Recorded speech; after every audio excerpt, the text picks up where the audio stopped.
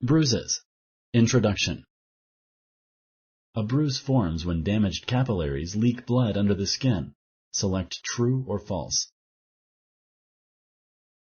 Correct. If the skin is unbroken, the leaked blood gets trapped under the skin. This forms a bruise. Most bruises last 2 weeks. Select true or false. Correct. Most bruises last about 2 weeks. However, some can last months. As we age, the skin becomes more fragile and we bruise more easily. Select true or false. Correct.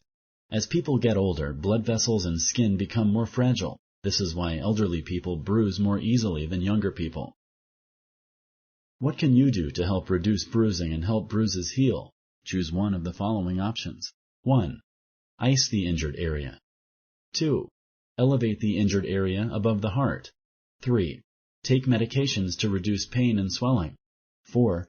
All of the above. Correct. Many home treatments can help reduce bruising and help bruises heal. You can also help by resting the injured area if possible. Lucy has a bruise, but she does not remember how she got it. She's had the bruise for 2 weeks and it does not seem to be fading. Should Lucy contact her healthcare provider? Select yes or no. Correct.